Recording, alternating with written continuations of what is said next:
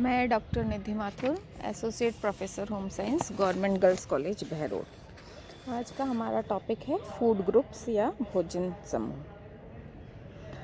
जैसे हमने पहले भी बात करी थी कि जो हम विभिन्न क्रियाकलाप करते हैं उसके लिए हमको ऊर्जा चाहिए होती है और वो ऊर्जा हमें भोजन से प्राप्त होती है। और जब हम विश्राम करते हैं या सो रहे होते हैं तो भी हमारे शरीर के विभिन्न अंग कार्य कर रहे होते हैं। जैसे हृदय धड़क रहा होता है, फेफड़े सांस ले रहे होते हैं, आमाशय अपना काम करता है, आंतें, वृक्क, सारे अंग जो है अपना कार्य कर रहे होते हैं। यानी पाचन हुआ या श्वसन हुआ या रक्त परिसंचरण हुआ या मूत्र का बनना हुआ, लार बनना आदि सारे कार्य निर्विघ्न रूप से चलते रहते हैं। तो इन जो आंतरिक अंगों को कार्य करने के लिए भी आहार द्वारा ही ऊर्जा प्राप्त होती है। और जो हम आहार खाते हैं या जो भी हम भोजन करते हैं उसमें विभिन्न प्रकार के पोषक तत्व मौजूद रहते हैं, जिनके सेवन से ही हमारा शरीर जो है बहुत स्वस्थ बनता है, स्फूर्तिवान, गठीला, रोबीला, आकर्षक होता है। लेकिन यहाँ ये बात बहुत इम्पॉर्टेंट हो जाती है कि भोज्य पदार्थ जो हम खा रहे हैं, एक भोज्य पदार्थ में ही सारे पौष्टिक तत्व नहीं होते। इसके लिए भोजन में कई प्रकार के हमारे को भोज्य पदार्थों को शामिल करना पड़ता है। जैसे हमने सपोज़ हम रोटी खा रहे हैं, चपाती खा रहे हैं, तो उसमें है अनाज और अनाज से हमको कार्बोज मिलेगा, ऊर्जा मिलेगी। लेकिन निर्माण के काम के लिए हमको प्रोटीन चाहिए या शरीर के सुरक्षात्मक कार्य के लिए हमको हरी सब्जियां चाहिए होंगी। यानी अलग अलग भोज्य पदार्थों में अलग अलग जो पोषक तत्व हैं वो पाए जाते हैं। यानी जैसे हमने गुड़ व शक्कर कार्बोस के स्रोत हुए तो ऊर्जा की प्राप्ति होगी। हरे पत्ते वाली सब्जियां शरीर के निर्माणात्मक एवं सुरक्षात्मक कार्य करती हैं। जैसे दाल, मांस, मछली ये प्रोटीन युक्त आहार हैं। इससे शरीर में निर्माणात्मक तंतुओं की टूट फूट की मरम्मत, नवीन तंतुओं का निर्माण कार्य होता है। यानी ये बहुत इम्पॉर्टेंट हो जाता है कि जो भी हम भोजन खाएं उसमें सभी जो पोषक तत्व हैं वो आवश्यक मात्रा में विद्यमान रहें, जिससे कि शरीर के जो सभी क्रियाकलाप हैं वो सुचारू रूप से संचालित किए जा सके और शरीर को स्वस्थ और सुडौल बनाया जा सके।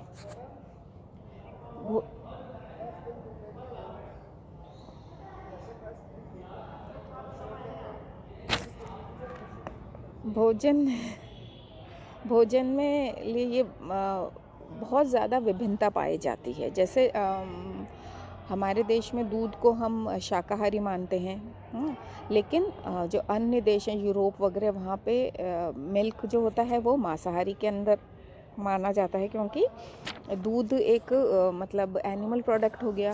जैसे गाय, भैंस, बकरी से हमको दूध मिल रहा है, इसलिए इसी तरह से यूरोप में जो एग कंज्यूम करते हैं वो वेजिटेरियंस माने जाते हैं, लेकिन हमारे यहाँ एग कंज्यूम करने वाले नॉन वेजिटेरियंस माने जाते हैं।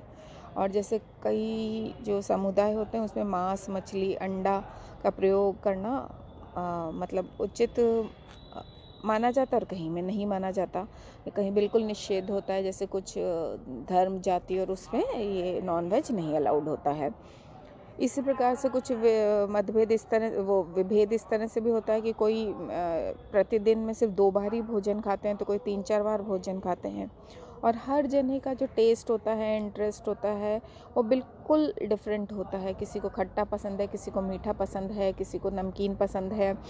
सबकी रुचियाँ अलग अलग होती है। एज के अकॉर्डिंग भी सबकी चॉइसेस अलग होती हैं। जैसे तुम्हारे घर में भी बड़े बुजुर्ग होंगे, वो अलग तरह का खाते होंगे, बच्चों को अलग चीज़ें पसंद आती है, तुम लोग कुछ और चीज़ें पसंद करते हो, है ना।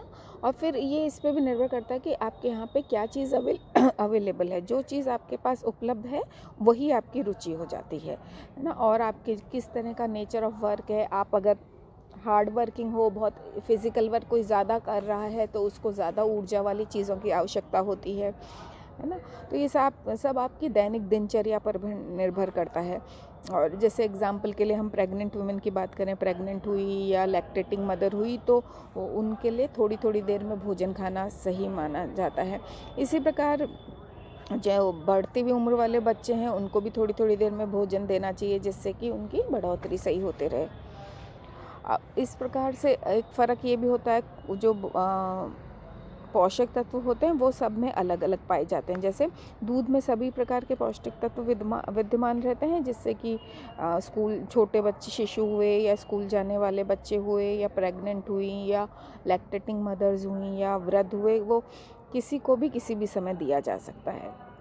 यानी ये जो सारी जानकारी जो हम पोषक तत्वों की बात कर रहे हैं, क्या खाना पसंद होती है, क्या खाना चाहिए, क्या नहीं खाना चाहिए, यही सारी जो जानकारी है हमको आहार नियोजन के लिए ये सारी जानकारी प्राप्त होना बहुत ज़्यादा ज़रूरी है, क्योंकि इसी के हिसाब से व्यक्ति को उसके हम आवश्यकता अनुसार भोजन दे सकते हैं, उसको आहार दे सकते हैं।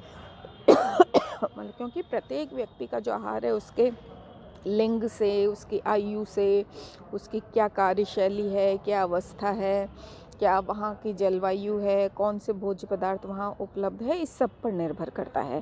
जैसे बीमार व्यक्ति है तो उसका आहार नियोजन जो होगा वो स्वस्थ वाले से बिल्कुल भिन्न होगा, या कोई लैक्टेटिंग मदर है या प्रेग्नेंट वुमन है तो उसका भी आहार अलग होगा, है ना। तो ये सारी जानकारी हमको होना बहुत ज़्यादा ज़रूरी है, और इसके आधार पर भोजन किसका कौन सा भोजन करवाना है किसको, ये सारी जानकारी, ये कुछ गाइड होना, हम गाइड प्राप्त होना बहुत ज़्यादा ज़रूरी होता है। इसके बारे में जानकारी होना बहुत ज़रूरी होता है। एक भोजन गाइड इसके लिए तैयार की गई है, जिसके अनुसार हर भोज्य समूह में एक भोज्य पदार्थ की मात्रा और उसको लिखा हुआ है कि भाई इस ग्रुप में ये चीज़ें, और हर भोज्य समूह में, इस भोज्य समूह के हर ग्रुप में से हम एक एक पदार्थ लेकर पूरे दिन के आहार में हम सम्मिलित कर सकते हैं।